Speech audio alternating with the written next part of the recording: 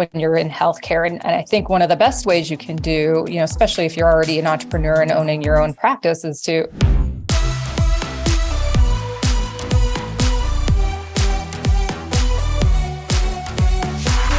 So Tricia, welcome to the show. It's a real pleasure to have you. Thank you, Jason. Thanks for having me. Yes, the honor is all mine. I love getting the show started off by having guests sort of tell me a little bit about their background. How did you go from Tricia as middle school, high school, wherever you want to take us back to being a journalist to getting into commercial real estate? Take us through that journey. Sure. Well, I got a degree in journalism and I finished early and then started taking business classes and realized that I had the wrong major, but I didn't want to stay in school any longer. So I decided that I would graduate and do my MBA later. And I did an internship between my junior and senior year, being a newspaper reporter.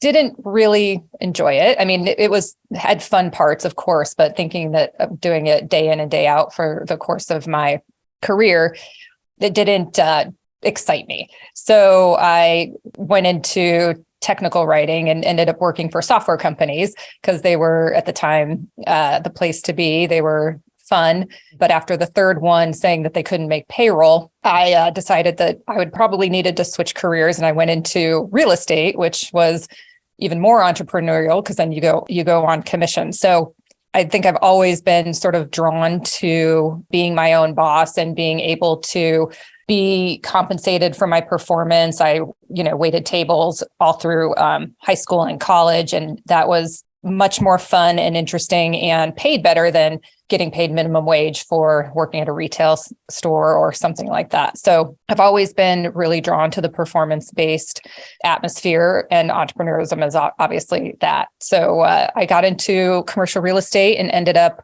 at a developer that developed medical office buildings. So that started my launch into my current career. Awesome. Very interesting career path for sure. I actually was a server at a restaurant started in high school, actually. Well, I started as a busboy and then went to a server. I was so bad. I did it at a breakfast restaurant when I first started, and I was like 18, and they were like, yeah, you could probably be a server. Let's give you a shot. And oh my gosh, that place was busy. You'd have like 7 or 8 tables. And I would forget the orders all the time.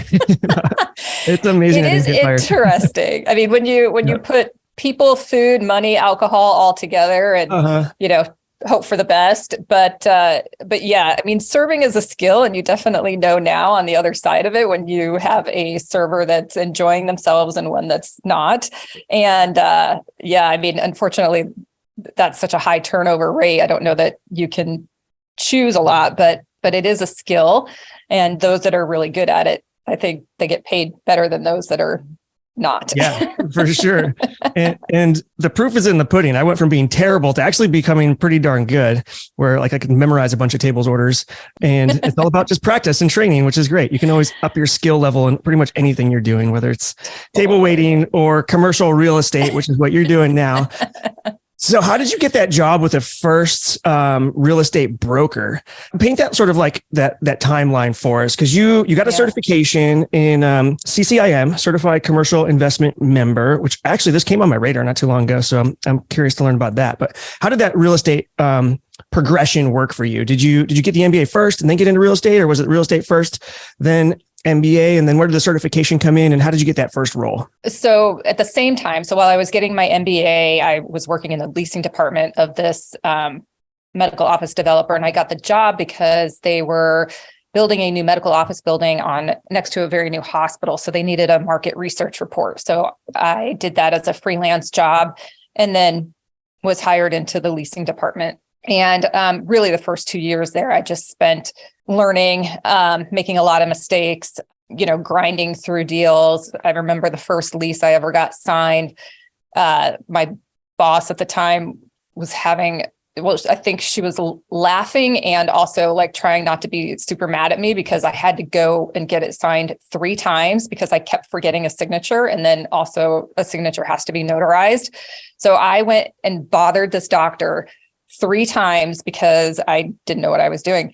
But it was a great lessons learned, and I've never forgotten a signature since, but it was a very painful lesson. But so I spent the first 2 years just doing, bonehead things like that, which you do, and learned the ropes. I had a great teacher there, and, learned a ton. So after that was an in-house leasing position. And then I moved into third-party brokerage to get exposed to not only leasing, but sales. And I was at a brokerage house it was a boutique brokerage house that specialized in medical office. They had property management and leasing and sales for specifically just for healthcare properties. So I was there for about 10 years.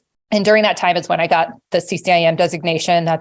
You take four classes, a week long each. Now I think they're a little bit shorter, but at the time they were a week long, and you start with, I felt like it was almost like a capstone to an MBA specific to commercial real estate. So it teaches you, it puts like all of the MBA stuff specifically into commercial real estate. So you come out of that being able to pretty much do anything from financial analysis to user decision modeling, and then kind of understanding that before you can really help somebody pick a piece of real estate, you need to understand why they need that real estate, because that makes a difference. Yeah. And different requirements that they're looking for. So it's great education, great training for anybody looking to, do investment real estate or go further in their real estate career. Cool. Good to know. This is actually something that my wife is very interested in. And she was watching YouTube videos on CCIM, and I was like, it's the gold standard, right? Certification. If you're going to get into commercial real estate, it's like the it top is. one. And I know a colleague, she went through and did all 4 of them in 1 year. I mean, she has she's been doing this forever. So she had been putting off getting the certification. And I think during COVID, when they were having remote classes, she just went through and did all 4 of them. Wow. Awesome. Mm-hmm. Cool. So we have a lot of listeners who are clinic owners, practice owners. They're in the healthcare space. Some do other things. What are some things that they might want to consider as it relates to potentially buying the location that, for example, their practice is in or their business is in? Yeah. So, right now in healthcare, as everybody knows, healthcare, it's such a challenging industry, being a provider, insurance companies, trying to figure out how you can use your time the wisest. Do you hire PAs or nurse practitioners, or what other staff if you're an MD or a DO, and nurse practitioners and PAs now, they can write prescriptions and have their own practices as well. But, how do you as the clinician owner, support yourself in being able to make it make sense for you financially and do a profit and a good living of taking this risk of owning your own company when you're dealing with, these insurance issues and, the other regulatory legislation that is on top of that, when you're in healthcare. And I think one of the best ways you can do, especially if you're already an entrepreneur and owning your own practice, is to own the real estate. It offers tax advantages. It appreciates. It's like another business line, and it's pretty safe because you're the tenant in the building. And so you can control its value by being profitable yourself. You can use it for different financing mechanisms, and you can time your exit and your strategy for your exit so that you get the most value out of it when you choose to exit. But it is just a great strategic financial tool for you to have like a second line of business that can help you accumulate another asset. Yeah, for sure.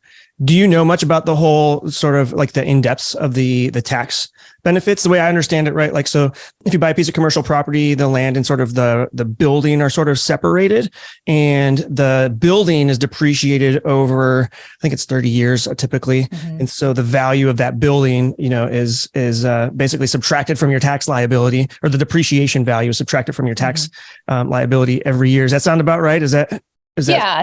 That's the general gist of it. And then you're, obviously, when you get into this, you want to have an accountant that can help you with these tax strategies, because you can also take accelerated depreciation. If you're going to have a big windfall, you might want to use accelerated depreciation, but just on an annual basis. So anytime you own a building, you want to have a lease in it, and you want to pay yourself because the income from that lease is less than paying yourself W-2 income, which is taxed at a higher rate.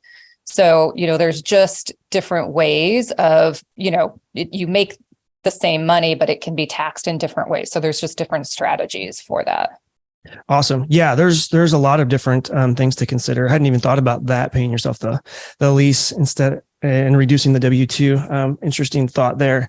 When it comes to commercial loans, I know that this is something that recently came on our radar too, because we were looking at a commercial property to house our business. And something that came up was like, if you use 51% of the building for your business, you can lease out the other half, but still get a commercial loan or something like that. Does that ring a bell for you? SBA. So SBA, okay, gotcha. you have to, which is perfect for, I think, a majority of clinicians or business owners when they're buying a piece of real estate for their own use.